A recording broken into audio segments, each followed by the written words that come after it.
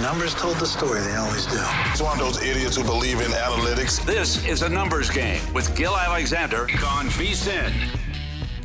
It is a numbers game here on Monday. VSiN.com, everywhere else that we are located. Matt Brown on the desk, Gil on vacation, Kelley Bydlon behind the glass, Kevin on the ones and twos. And Kelley, you guys didn't mention last week that Gil was going to be out, so people tuning in, very surprised to hear my voice. Yeah. But Gil going to be out this week. I'm going to be here the next couple of days, so hopefully we can have some fun. Yeah, you got the best of a numbers game host kind of throughout the week. We got a little bit of you, a little bit of Jeff Parles, a little bit of Jonathan Von Tobel.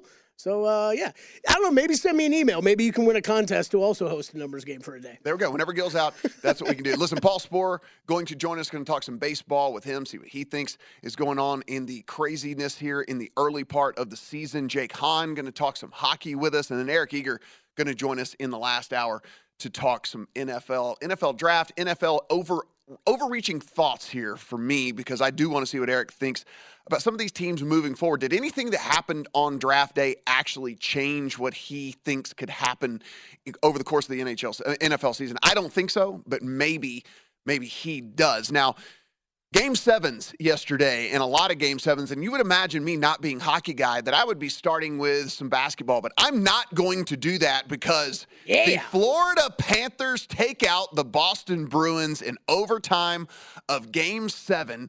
Bruins were up 3-1 in the series. Now, this is the Bruins team that was the most successful regular season NHL team of all time. They set new league records for wins and was 65, points with 135 in a single season.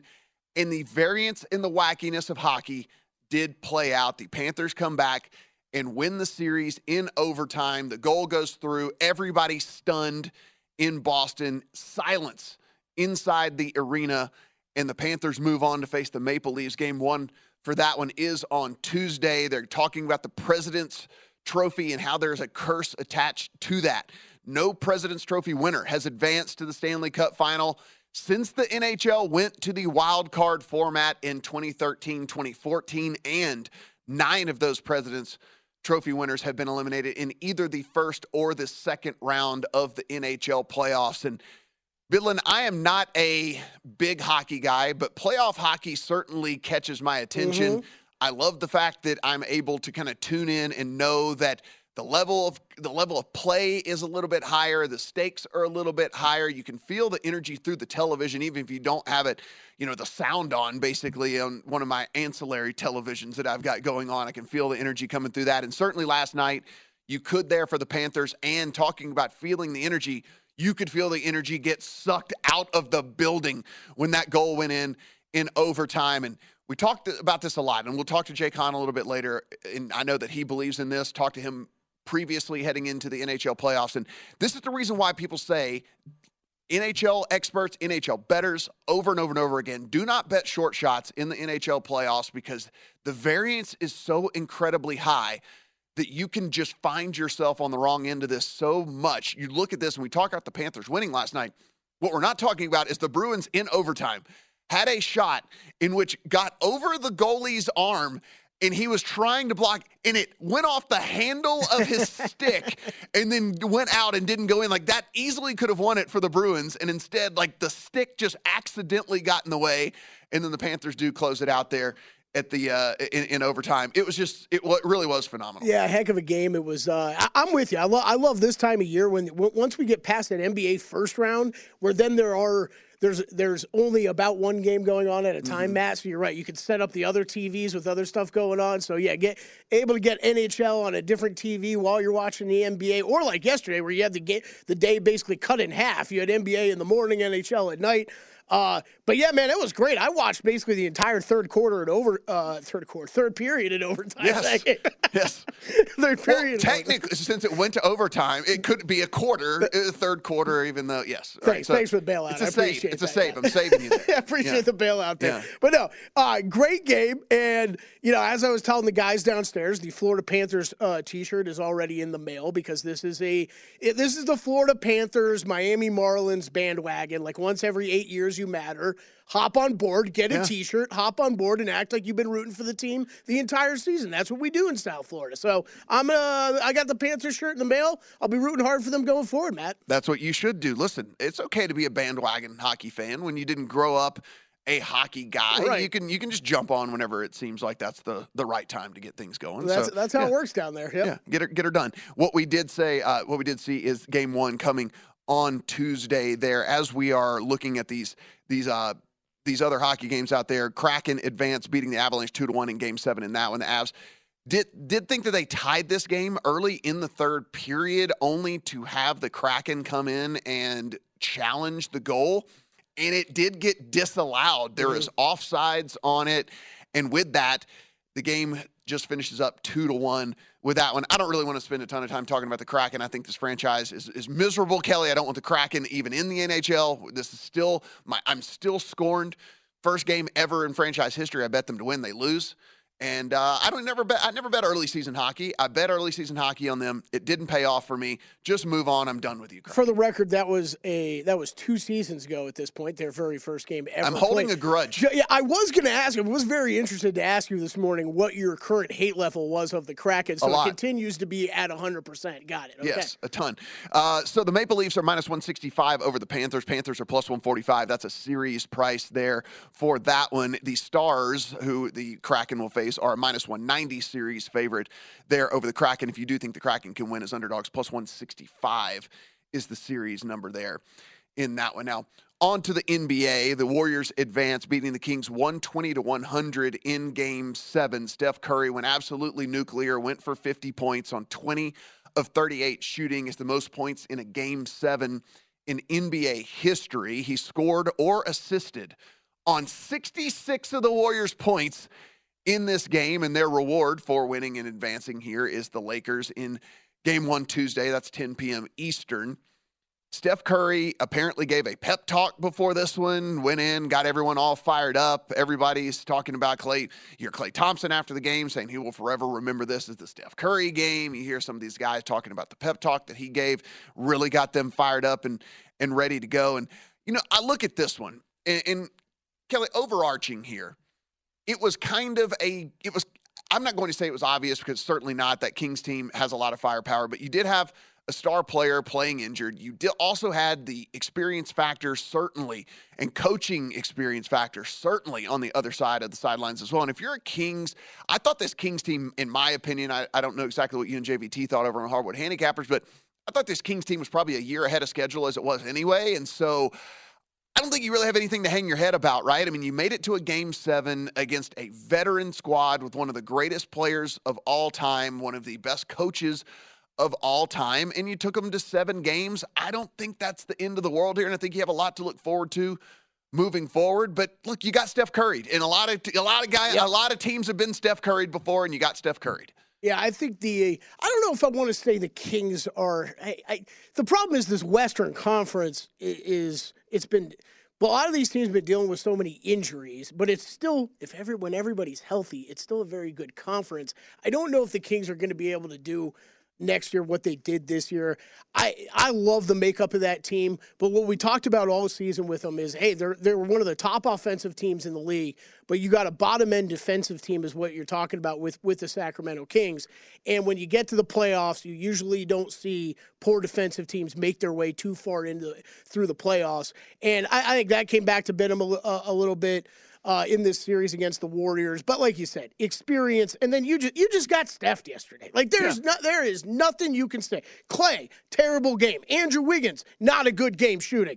I mean, you go down the line. He didn't really get any help. Jordan Poole, 3 for 9. They only let him take 9 shots. Steph Curry was incredible. 20 for 38, the most field goal attempts he's ever had in a game. 7 for 18 from 3, 50 points. He carried him the whole way, Matt. It was a great series. I wanted to see. I thought it was going to be a challenge for the Warriors. It ended up being just that. It took them 7 games to get all the way through. Sacramento, there's a lot of young talent there to look forward to for years to come. We spin this forward now, and I think everybody gets a series they probably wanted to see in the West with Steph Curry and LeBron James going back at it with the Warriors and the Lakers. Yeah, I mean, this wasn't just a one-way traffic the entire game. I mean, if you looked halfway through the third quarter, it was still within 4 point, 5 point game. And then from there on, it was just the Steph Curry show. And sometimes you get Steph Curried, and a lot of teams have stories that they can tell you of getting Steph Curried. And Steph Curry goes out 50 points again, the most in a Game 7 in history. What that does is set up a matchup with the Lakers. Minus 145 for the Warriors in that series. Lakers are plus 120 as an underdog. Now, the Heat do take Game 1, 108 to 101. Big story coming out of this one, though. Jimmy Butler's ankle, and how severe is this injury, and how much is it going to affect him going forward? It was joked about after the game, but it was kind of joked about probably with a little bit of tongue-in-cheek going, oh, yeah, he's just a decoy out there. He was just running decoy. Now, he hurt this ankle, did end up playing all the way until the very end. It didn't come out until about 25 seconds left in the game, but boy, this was certainly scary for Heat fans out there. Now, the Knicks, you did not play with Julius Randle out there. You also shot 20.6% from three, and you did only lose by 7 points. So, Kelley, that's, to me, Jimmy Butler limited. You shot extremely poor from three. You didn't have Julius Randle. Of course, you don't ever want to lose a game, but if you did lose a game with all of those factors in play here and you only lost by 7, I think maybe this does really shift kind of back to the Knicks here. I hear you, but the one thing that was clear yesterday to me, and I'm a guy who did, it wasn't a big bet, but I bet the Knicks before the series started. I bet their series price. Watching that game, if they don't have Julius Randle, they're in serious trouble. I don't know if they can get past this series. So I don't think I'll be dipping back into any Knicks bets until he gets back on the court. We will certainly monitor that injury situation if anything comes up from Jimmy Butler as well. You know, these rolled ankles, sometimes we don't even get the news the next day, right? Because sometimes it takes a day to set in. So we'll see how that all plays out when we come back. Look at some updated NBA odds as well.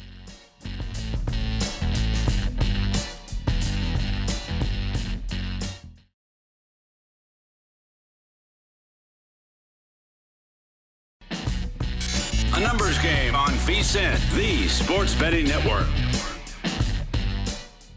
It's time to download Nevada's premier sports betting app, BetMGM Sports. BetMGM has all your favorite wagering options, along with in-game betting, boosted odds specials, and much more. Download the BetMGM app today and stop by any MGM casino on the Strip with your state-issued ID to open an account and start placing sports bets from anywhere in Nevada. Whatever your sport, whatever your betting style, you're going to love BetMGM's state-of-the-art technology and fan-friendly specials every day of the week.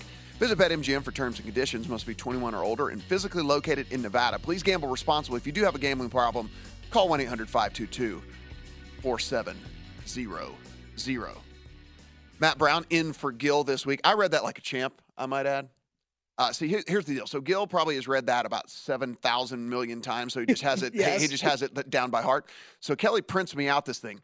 It is chopped up. There's one words on lines. There's sentences broken up into 9 different things. I was able to fly right through that. That is a pro job right there by me. And honestly, you failed me, Kelley, and I saved you yet again. There's 2 saves in 2 segments. Buddy. Way to go, bro. Way to go. 2 saves in 2 segments, my friend. A little bit of news here we do want to talk about on the golf side of things, and this is mainly just more of a precursor to what we're getting back into this week. Tony Finau does go down to Mexico. He was one of the 2 betting favorites there with Jon Rahm, and he takes down the title. Jon Rahm, second place. So your 2 betting favorites finish 1 and 2 in that one. The reason I even bring it up is because it does put us back into where we're getting into these designated events. The Wells Fargo this week will have one of those fat prize pools. You will not see Scottie Scheffler or Jon Rahm in this one. They are allowed to take off one designated event over the course of the season. This is the one they are choosing to do. Rahm, obviously, because he's coming off of playing down in Mexico. He did pick up $800,000 for his efforts, I might add. But then Scottie Scheffler, look, you're allowed to take one off, so he's going to take one off as well. If you look back on stats from last year, guys, just remember this was not played at Quail Hollow last year. This was played at TPC Potomac. So it is not just a carryover from last year as well, Kelley. But, I mean, listen, we're looking at a stacked field yet again. I know we're not going to have Rahm and Scheffler, but it's still everybody else that's in the field. So something that we will certainly preview on Long Shots later on in the week here. But I am looking forward to getting back to the full field events with the regular format on a course that we kind of know, with all of the big guns going after the big money. Yeah, me too. We got Rory at a short favorite, about plus 800 over at DraftKings. Yes, the reminder, this is at Quail Hollow, where he's just had a lot of success. They played this event at Potomac last year, getting ready for the President's Cup. last year at Quail Hollow. So yeah, Rory with a lot of success here. Not exactly the greatest recent form, I guess, for Rory. I'll put it that way. But yeah, a lot more we'll cover. You and I will cover later today on long shots, kind of what happened down at the Mexico Open, and a quick look ahead at the Wells Fargo. And tomorrow, all three of us, you, me, and Wes Reynolds, on long shots. Check it out. Find it wherever podcasts can be found. We will certainly ask Paul Sporer what he thinks about this bit of news, but Philadelphia Phillies look like they might get Bryce Harper back into the lineup for them as early as Tuesday.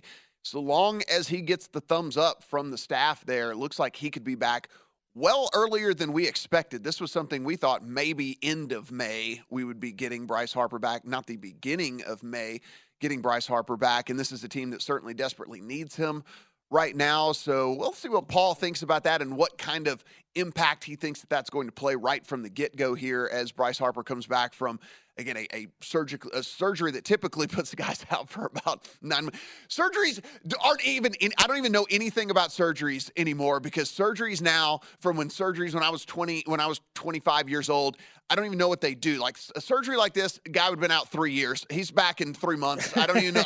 I don't even get it anymore. Like the medical technology by the day is just getting so much better. We're going to find guys getting surgery at halftimes at NFL games by 2026, and they're just going to come back out and, oh yeah, he had his knee scoped at halftime. He's good to go. Everything's fine. I just can't even believe this, but Bryce Harper looks like he's going to be back in there. Yeah, ACLs, you just patch up like tires going forward. Like, you're good. We'll figure it out at the end of the season. Yeah, he took some elixir at halftime, and everything's good to go. Everything's mended itself. He's going to Wolverine his knee, and everything's good. So Phillies 25-1 to win the World Series. Yeah, and listen, again, Bryce Harper's getting back in there. He's not there for his defense, obviously, and with this reconstructed elbow, that is going to be something that we'll be monitoring on the defensive side of things. But look, playing a lot of first base, at least in his workouts, and so they want his bat, and his bat added to that lineup with all of those other gigantic bats that are in that lineup. Now, the defense for the Phillies is always going to be an issue. This is a team, whenever you look, they are going to lose runs. If you compare them to the rest of the teams in Major League Baseball, they are going to lose runs defensively because they play very poor defense. But certainly when it comes to the sticks up and down, it is a very feared lineup, no doubt about that. Phillies, yes, no to make the playoffs, -110. Either way, do they make it or do they not, Matt? They gonna make it. They're gonna make it. They gonna make it. All right. Let's get it in. Let's get it in there.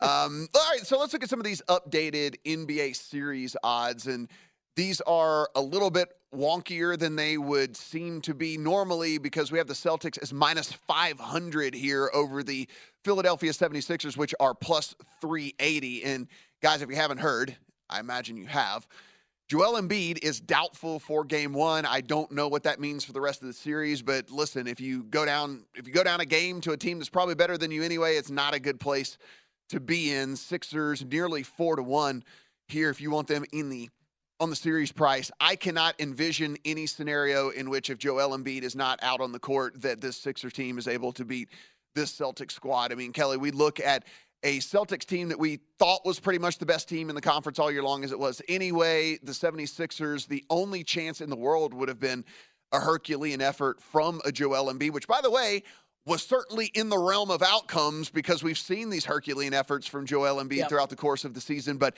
now it's one of those things where if he's not going to even play, if he can't even give it a go, that means even if he can get back out there over at any point throughout the course of this series, he's going to be very, very far from 100%. I'm not, look, most people's bankrolls aren't equipped to lay -500. I'm not going to do it either. That being said, it would be favorite or pass for me 100% of the time. I'm not going to take even the 4-1 on the Sixers in this thing. Yeah, I was able to get ahead of the news a little bit last week and laid 7 and then 8 again tonight with the Celtics. I'm with you. I mean, when we're talking about this series as a whole, I think even with Joel Embiid out on the court, it's not exactly the best matchups in the world for the 76ers, especially on the defensive side of the ball, with what Tatum and Brown can do on the wings. And then now you take away a rim protector too that you got to keep in mind. We don't often bring that up as part of Joel Embiid's game, but racked up some blocks this year. They take away that rim protection, allow those guys to get to the basket a little bit easier. I think that's a big problem. We're talking about on-off splits plus 10.9 points per 100 possessions with Joel Embiid on the court this season for the Philadelphia 76ers, if you're wondering really what that looks like. His last 2 games against Boston, and these were the ones that mattered the most, he dropped 52 and 41, not going to be in the lineup. Those are big deals for the 76ers. I think that it's going to be a tough series to bet. I'm with you. I think this is probably looking like a 4-1 probably series in my opinion. I was going to say, maybe if you wanted to dabble in the series or exact games or something like that, like you could get a better number than the 500, but that's really the only way that I could imagine going about it. Yeah, and I think worth bringing up too. We talked a lot about the Celtics kind of beginning of the season and how hot they were, and kind of in the middle of the season they maybe dipped a little bit in some of their statistical output, Matt. But really at the end of the season, end of the regular season, they ended on a 13-7 in their last 20 games. They were plus 8.5 points per 100 possessions over at cleaning the glass. That was first in net rating in the entire NBA over that time, and they're first on defense over that time too, which is just that will be huge for the rest of the playoffs. Look, they're odds-on favorites to win the East. I think that number's absolutely right. With the Bucks now out of the playoffs, this is the Celtics to take. I think to take the NBA Finals. The other series, the Heat and the Knicks, as we just mentioned, minus 150 for the Heat, plus 125 for the Knicks. Now, Kelley, I guess the question here is as us not being doctors and getting no reports whatsoever, can't bet it. How bad is this ankle injury for Jimmy Butler? And here's the problem, I think, even if it's not as severe as maybe it looked, even though he hit the court, looked like he was in tremendous pain, he was able to play through it. Now, adrenaline, anyone will tell you, the adrenaline, everything that goes on, it's definitely the day after where something like this sets in.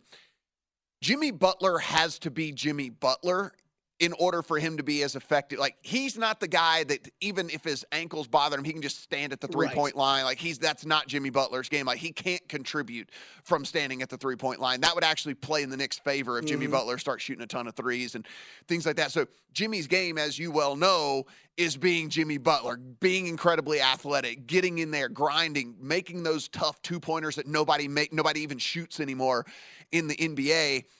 If that ankle is bad off, I mean, I look at this, you would be getting a Knicks price at plus 125 that would probably be much, much better than when news is official that Jimmy Butler is, let's say, out either next game or out for 2 games, whatever it might be. Yeah, this is I don't really know what to make of that at the end of the game, right? Yeah. Like, I really thought he'd leave when it kind of looked like the Heat had it in the bag, and no, they kind of kept him out there. We want to call it a decoy, but man, I wouldn't, if he's truly injured, I wouldn't be messing around with a guy on the court at the end of the game like that. So I don't know. I think that right now with injuries in that series, you got to be careful betting. Yeah, with the Randall thing as well, I think it's unbettable. I think you just have to sit back and watch. Paul Sporer from Fangraphs on the other side.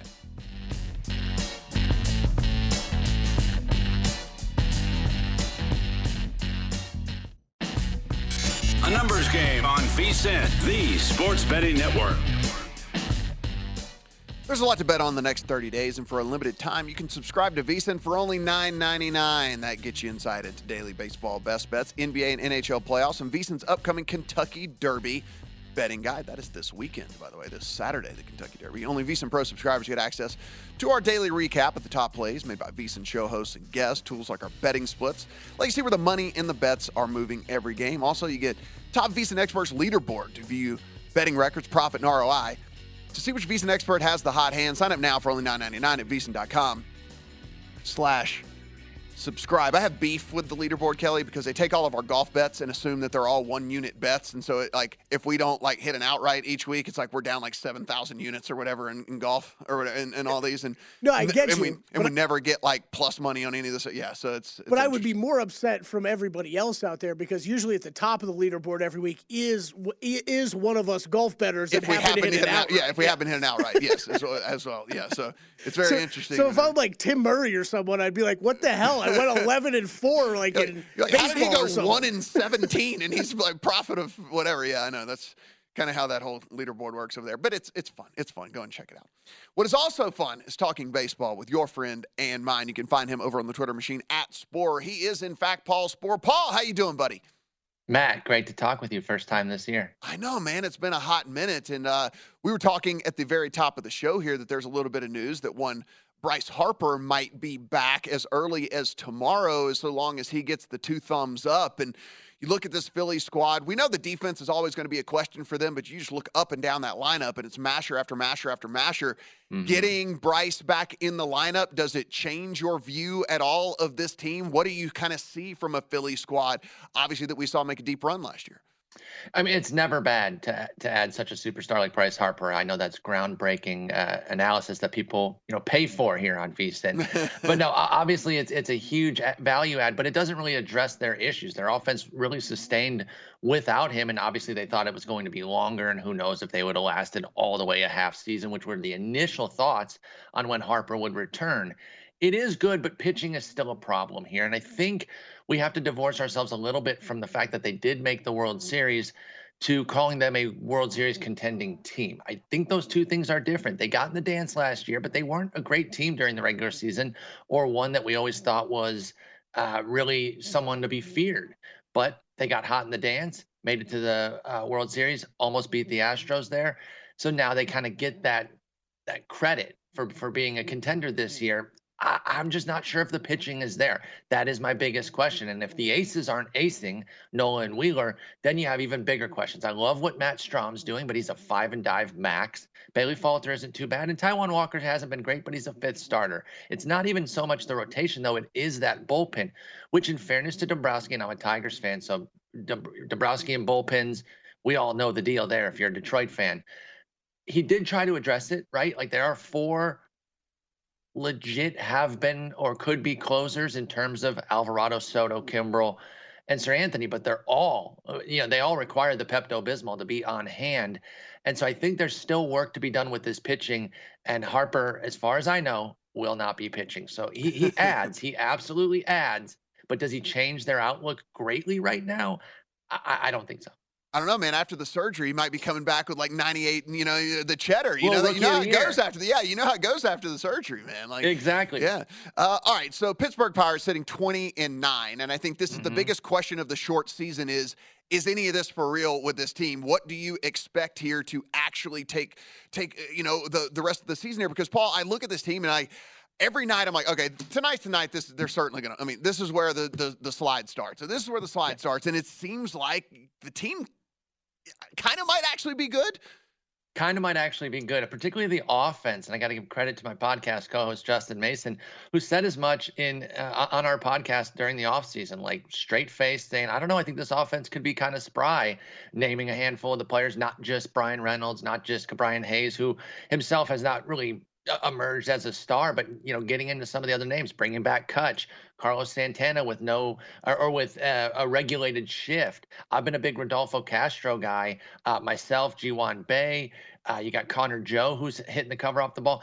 The question is the pitching, and I think right now the best that I could say for Pittsburgh is that they're this year's Baltimore, meaning that they can stay froggy most of the year, but that they're probably going to fade at the end and not really make the playoffs, because I just don't believe they have enough pitching. I believe in some of these guys who are having some early breakout potential here with Mitch Keller, Johan Oviedo in particular, Ronzi Contreras. All 3 of them I really like.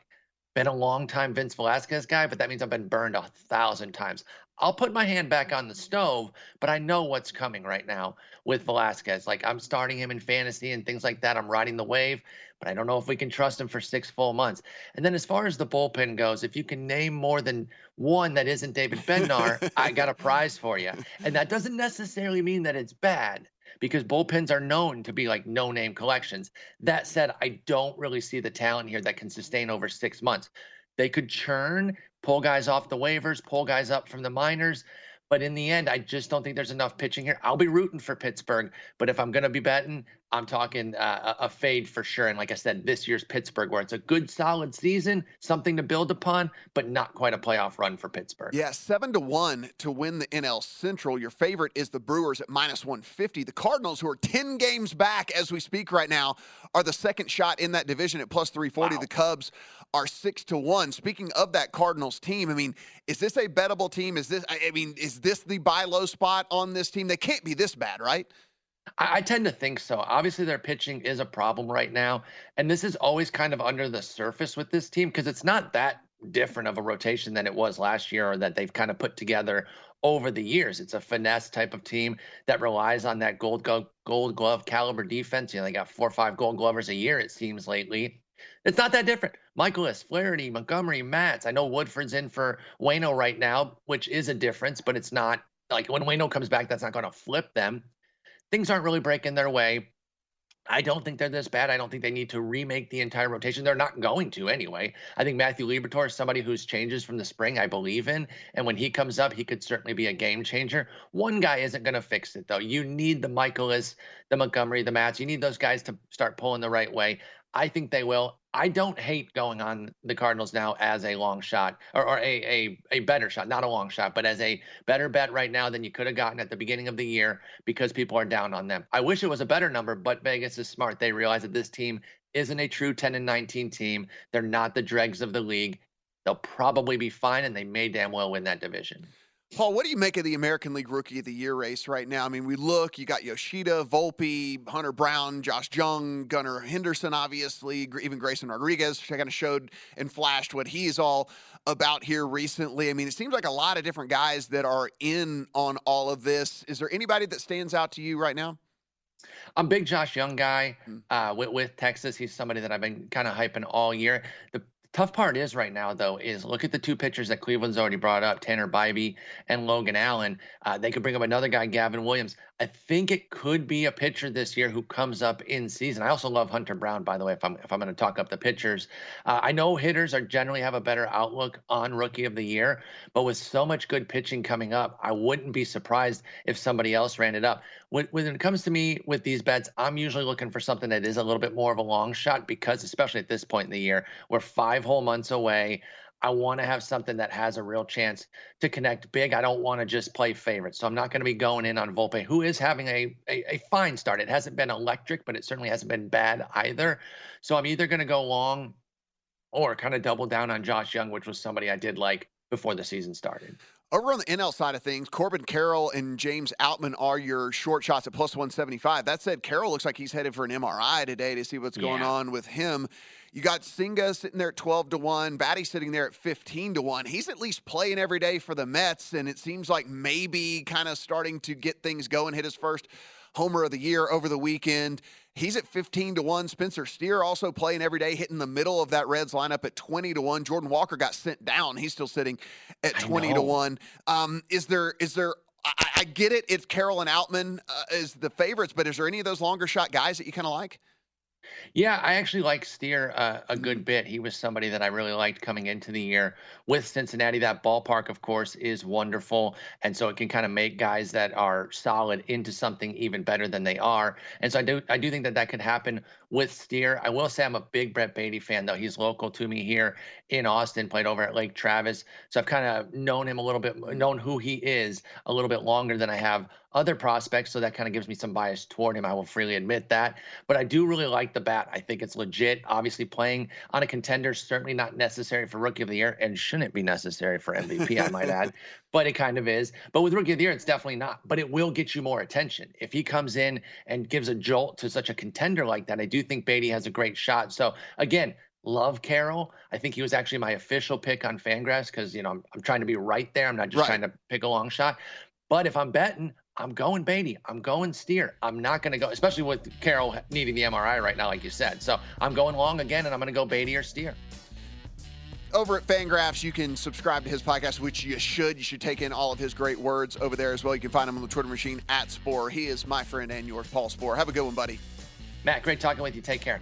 When we come back, let's talk some NFL draft. Haven't done that yet. That'll be fun. Come on back.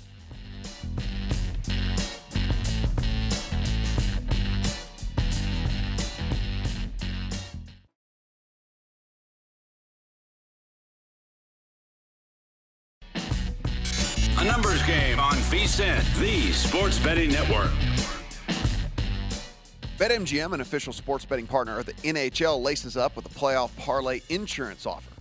Place a one-game parlay of 4 legs or more and get back a bonus bet up $25 if you miss one leg. Enjoy the playoffs like never before with BetMGM's daily promotions, boosted odds specials, and parlay selection features throughout the postseason.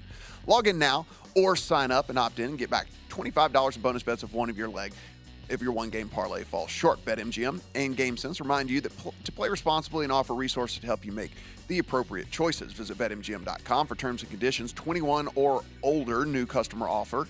All the promotions are subject to qualification and eligibility requirements. Reward issued as non-withdrawable bonus bets. Bonus bets expire after 7 days from issuance. Please gamble responsibly. If you do have a gambling problem, 1-800-GAMBLER. Promotional offer not available in Mississippi, Nevada, or New York. What a read. What a read that is. I don't know if you guys were watching sports this week and know that Aaron Rodgers went to sports games in New York. I don't know if you knew that or not. Like he only got showed like 77,000 times over the course of 2 days. I know everything about Aaron Rodgers now at this point. Like I know what he wears. I know the T-shirt brands he's wearing. I know all about Aaron Rodgers. I can see the work he got done, his dental work and everything. Yeah. I mean, like 77 million times. It's like he showed up. Where in the world is Aaron Rodgers? And it's front row at a sporting event in New York. Does it irritate you more that, like Tom Brady got better looking as he got older, right? Or Aaron Rodgers, you know what I'm kind of jealous of is he can pull off so many different looks, right? Like he can do the long hair, like haven't showered in 6 weeks look. Yeah, surfer he's got hippie that. chill look, or like he's in his New York business look now, where he's like, I'm all business, and it's like I trust this guy. I would trust him to do my taxes. Yeah, that's what he's looking like now. I'm kind of jealous. He's got so much range on his looks. Is he like ringing the bell today on the stock market? Is he Probably. He's got to do all the different New York things, right? Like he's got to have all. If he's doing the tour to New York, like let's do this. Let's have him at the top of the Statue of Liberty. Let's get all these things going here. We do pro tips here, and you can go get them all over at vsin.com if you want to. And this is one we were talking about with the NHL just a little bit earlier, and this is something that not coming from me nor coming from Kelley. This is really just us parroting our NHL experts here on the network, and it's a big reminder after the Bruins do go down that be wary of betting these big NHL favorites. This is a very high variance game, and the sport can lead to more upsets comparatively than like the NBA, whenever we're looking at these series prices and things like that. As I mentioned, just in that game yesterday, the puck would have gone in. It accidentally hit the goalie's stick and didn't go in. And then, of course, they end up losing the game. So just be wary whenever you're going out there and betting these big favorites in the NHL. High variance. Sometimes you shoot it and it hits the post and it goes in. Sometimes you shoot it, hits the post and it goes out. Them's the breaks, as they say, Kelley. Well, and how many goals do we see come off of, purposely come off of ricochets and stuff like that, right? Where it's, hey, you go stand in front of the net, I'm going to rocket this puck straight at you. You try to ricochet it with your stick and get out of the way. Just or tough. I'm going to fire it at your midsection, and I want you to, matrix out of the way so that, you're screening the guy, and it's going to go in. These are all they actually do this on purpose. It doesn't seem like they're doing it on purpose, but they're doing it on purpose. Last night, those were some pretty goals in that game last night. Like, oh, man. Mm-hmm. Those were finding a nifty angle, and I'm like, how'd that one get in there? Got there. So you're back here. You guys only got one round to respond to the draft, right? Like just one reaction round? Like you guys, because it was just Thursday, right? I mean, so you didn't get round 2, you didn't get round 3. So let's talk a little draft, just overall, kind of an overarching discussion here of the draft just in general, which is mainly from my end, the Philadelphia Eagles destroyed it. They absolutely crushed the draft. Not only did they get what could arguably end up being the best player in this draft class. And now that is, I'm saying arguably, we understand there are a lot of problems where Jalen Carter might have, you hear about this stuff about, maturity levels and all. He's going to a veteran team. He's going to be on a defensive line with some veteran dudes as well, who I'm pretty sure are going to whip him into shape and maybe don't even need to. Maybe he learned his lesson, but you get him at a way down, way lower, could have been the number 1 overall pick in the draft, in my opinion. Then you go down and you add Nolan Smith, then you go down, and then you get Kelley Ringo in the 4th round, a guy that was discussed as maybe being a sneaking into the 1st round, certainly could be a 2nd round guy. You get him in the 4th round. I mean, there were just so many great picks by the Eagles and a team that I was already high on anyway going into this year, Kelley. I mean, I didn't think that I know they lost a couple of players here and there, but I thought that they had made up enough to where it wasn't going to be that big of a deal for them. But now they added instant impact players that are going to come in from day one and contribute for a team that was already loaded on the offensive side of the ball. I don't know how you could look at this Eagles team and not make them the clear favorite in that division, despite the fact that I know Nobody ever repeats in that division. It's always, it's a new team every year. I know what everyone's going to say. The Eagles are going to repeat. I will say it right now. They're going to win that division. I completely agree with you, and I'm actually shocked at the price. Like that was the first thing I went and looked up on Friday. DraftKings right now plus 115 on the Eagles in the NFC East. Cowboys plus 175. Yeah. I mean, man, it felt like we did the same thing last offseason, right, Matt? Like where the Cowboys somehow became a favorite in that division. I didn't get it. I think you and I both had Eagles division bets last year, but that was I think I'll be back on it. Plus price in that division, I think I'll be right back on them. I'm with you. Like Commanders have Sam Howell at quarterback, I might add. Yeah. So Sam Howell is at quarterback for the Commanders. So they're already wiped out. So it's a 3-team division. Yep. And so now you're betting the Eagles against the Cowboys and the Giants. So it's what do you think happens between the Cowboys and the Giants? And listen, I think Daniel Jones played perfectly fine last year, but let's just be for real. Their roster doesn't stack up to the Cowboys. It doesn't stack up to the Eagles. So I kind of look at it. It is Eagles versus Cowboys, and give me the Eagles all day long. Yep. Yeah, I'm with you. But, I mean, look, I know it's been nonstop talk on every network in the world covering the draft. But this Georgia thing is silly. It is absurd. It is. I didn't even know. I thought one of the more entertaining parts of it was Howie Roseman. I didn't know went to the University of Florida, which is one of the more entertaining parts of this. Now you're making all these moves for these Georgia guys. It is crazy, but yeah, I think they were one of the clear-cut winners of the draft. I think the other one that's worth bringing up from before you move to a different team. Yeah. Not to forget too, they also make a trade to bring in DeAndre Swift, and they're only going to have to pay him like $1.15 million or whatever it is. So like you also bring in a starting running back. Yep. Which is just, I mean, what they're able to do. Roseman's just a magician. And it's replaced. I mean, you're essentially replacing Miles Sanders. And I don't know about you, Matt. I mean, you, I would trust you more than me on this, but like, that's kind of a wash exchange for me. For like, sure. that's not. I don't think he's way better. I don't think he's way worse than Miles Sanders. But you got a quality starting running back that's coming in that can go right away.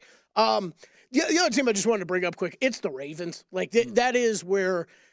I mean, that's a division where I think there are already a lot of questions of, okay, the Bengals going to be able to keep up this high level of play, right? I think we think the Steelers they might not get better record-wise than what they did last year, because I think they actually exceeded my expectations from that standpoint.